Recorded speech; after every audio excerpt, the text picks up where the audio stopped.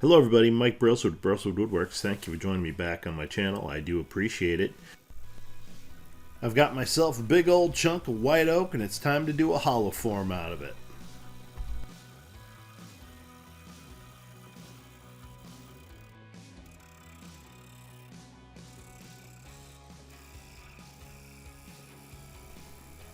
I start the process by flattening the bottom. And from there I will start shaping the bottom of the hollow form.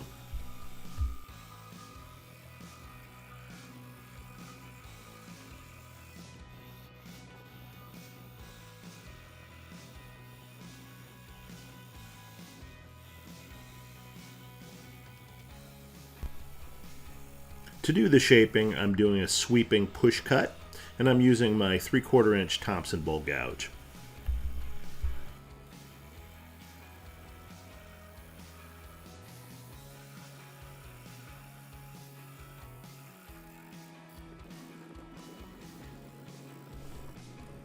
The bottom has basically been shaped the way I want. Now it's time to add shape to the top, and I'm using a shearing cut, and now I'm going back to the push cut.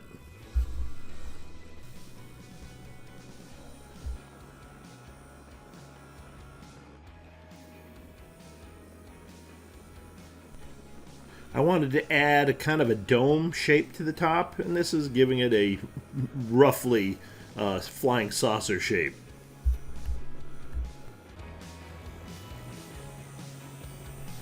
So I've gone back to the bottom and I'm trying to incorporate the bottom cut to the top, and then I'll move back to the top, and it's just kind of a back and forth till I get the shape that I want.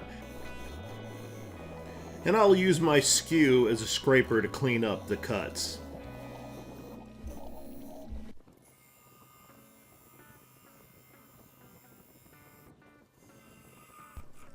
So it's time to start hollowing, and the first step I did was used my parting tool to define the size of the opening that I wanted to use. And I'm using it again to go a little deeper, and I'm using my bowl gouge to hollow out that middle part as deep as I can before I move on to using my easy wood tools.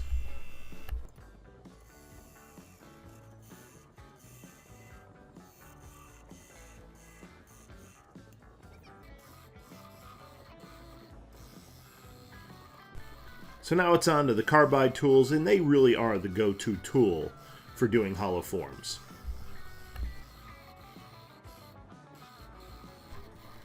I'm using my Easy Wood Tools Easy Rougher, and then I will move on to the Gooseneck Rougher. When I get to the gooseneck, I work slowly from the top to the bottom, try to get out to the rim as much as I can, and then work down with a gentle sweep on the inside.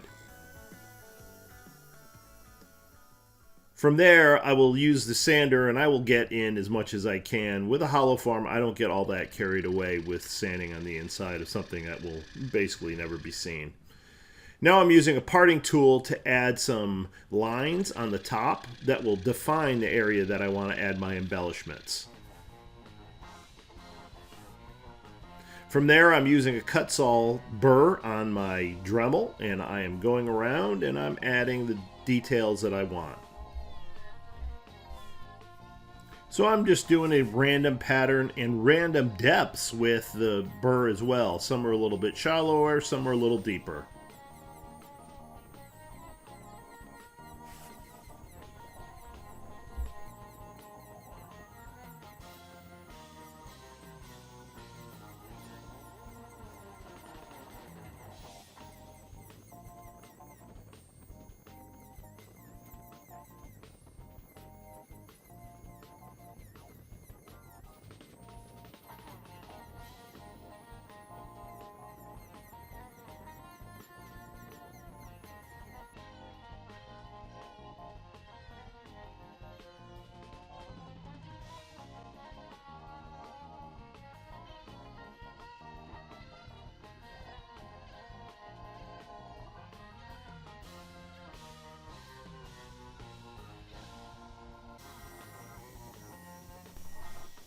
After I finish with that, I give it one more shot with the sander, take it up to 400 grit, and that's where I stop. And from there, on this particular piece, all I'm using for finish is wax.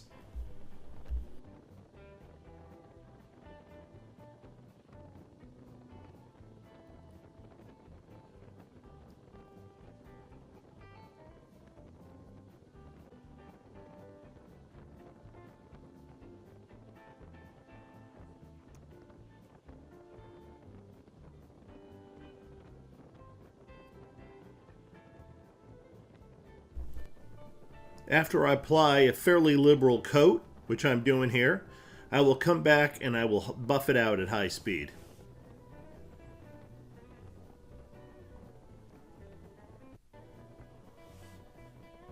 So here we go. I have it turning at about 1200 RPM, and that gives you a nice sheen.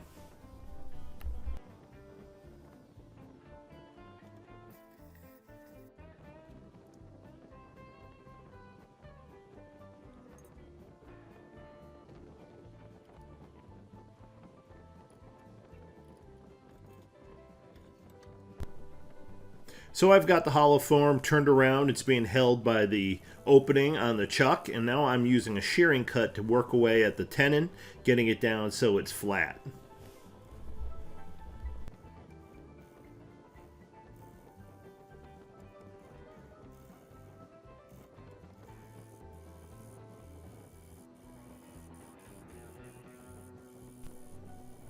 So I actually take it down so the bottom is a little concave. You should always do that because it ensures that whatever piece it is, it always sits flat.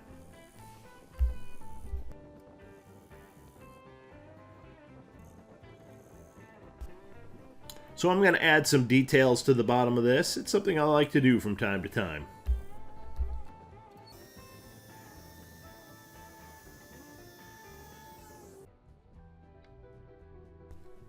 So I'm adding my brand. This is what I did before I had my laser.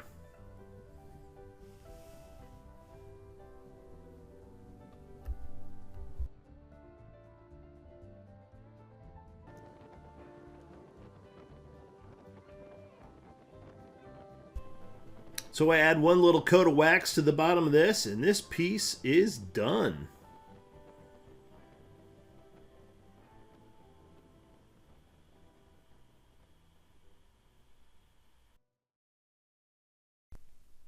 I appreciate y'all watching. Please come back. Bye-bye.